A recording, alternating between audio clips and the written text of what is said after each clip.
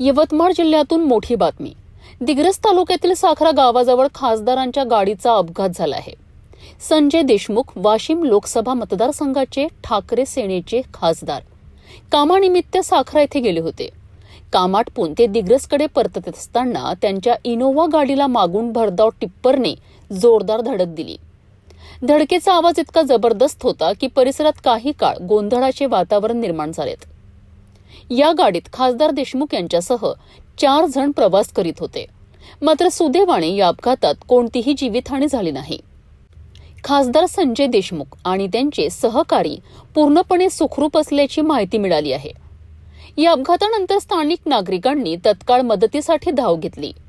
पोलिसांनी घटनास्थळी पोहोचून पंचनामा केला असून पुढील तपास सुरू आहेत।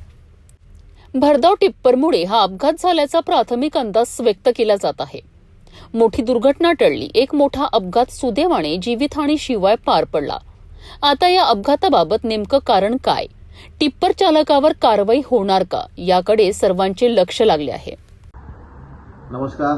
आज दौऱ्यावर असताना साखरा तालुका दिग्रस येथे माझ्या गाडीला भरधाव टिप्परने मागून धडक दिली। सुदैवाने व आपल्या आशीर्वादाने या अपघातात माझ्यासोबत असलेले 5 आमचे सर्व कार्यकर्ते त्यांना सुद्धा काही जास्त दुखापत झाली नाही। मला सुद्धा थोडा मानेला झटका बसला, परंतु परमेश्वराच्या कृपेने तुमच्या सर्वांच्या आशीर्वादाने कोणत्याही प्रकारची इजा मला झालेली नाही। उद्यापासून जनतेचे प्रश्न सोडवण्यासाठी आपल्या सेवेत मी हजर राहणार आहे। धन्यवाद। जय महाराष्ट्र। नमस्कार।